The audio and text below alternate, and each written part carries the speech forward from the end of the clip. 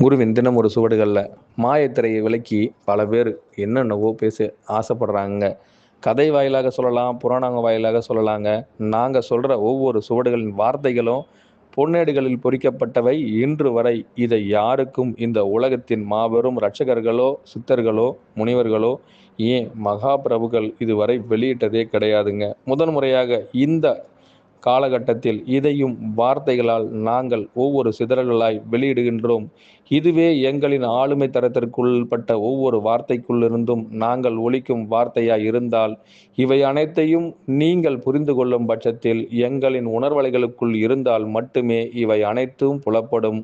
ஆகமம் செய்த அனைவருக்கும் இதன் அர்த்தங்கள் புலப்படவில்லையேல் அவர்களின் எண்ணத்தில் எந்த விளக்கங்களை கொடுத்தாலும் அது முழு தெளிவு கிடையாது என்பதையும், எங்களின் காலகட்டத்தில் இவை அனைத்தையும் வெளியிட எங்கள் குருநாதரே அக்காலகட்டத்தில் உயிராய் உருவாய் கருவாய் இருந்து எங்களை வழிநடத்துகின்றார்.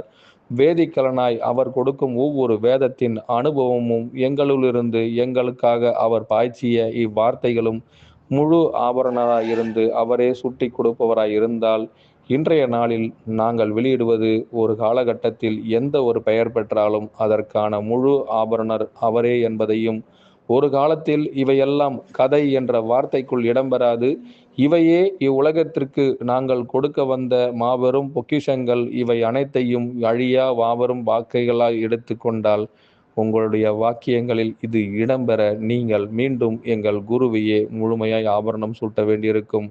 நிரூபணத்திற்காக மீண்டும் ஓராண்டு காலம் முழு பயிற்சி எடுத்த ஒரு சீடன் தன்னுடைய பெயரை 2 பெயராக மாற்றி முதல் பெயரில் தன் குருவுக்கும், 2வது பெயரில் தன் ஆபரணத்திற்கும் சூட்டிக்கொண்டு வாழ்க்கையே முழுமையாய் துறந்து காட்டினாராம். வெற்றியேல் வீரவேல் என்ற வார்த்தையில் அவர் பயணித்த முதல் வேல் எது என்பதை எல்லோருமே கதையில் வரும் முருக கதாபாத்திரமாகவும் அதில் ஏற்படுத்தும் அதை ஒரு ஆயுதமாகவும் விண்ண அவர் எண்ணம் எதுவோ அதுவே வேல் என்ற வார்த்தைக்குள் முழுமையாய் உன்னுள் இருந்து நான் உன் எண்ணமாய் வெளிப்படும் பொழுது அந்த எண்ணம் எதுவாகின்றதோ அதில் நான் பிரதிபலிப்பேன்.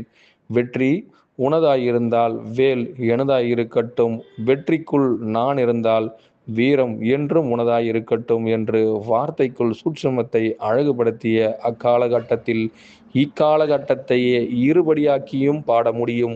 இக்காலகட்டத்தில் எந்த புலவரின் 2 பாகாகட்டும், முப்பாகாகட்டும், 4 பாகாகட்டும், ஏன் 5 பாக விளக்கங்களை கூட அறுசுவையில் கொடுக்கும் அதீத சகோதரர்கள் இங்கும் பிறப்பிற்கு இணையாக ஒவ்வொரு ரகசியங்களும் வெளியிடுகின்றோம்.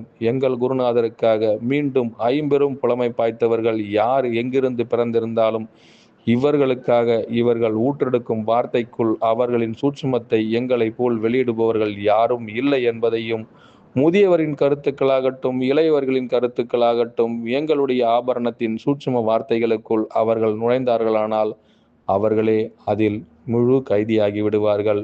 நிரூபணமே குரு இந்த வார்த்தை மீண்டும் ஒலிக்க அனைவருக்கும் எங்கள் குருவுக்காக குருவே சரணம், குருவடி சரணம், திருவடி போற்றிங்க.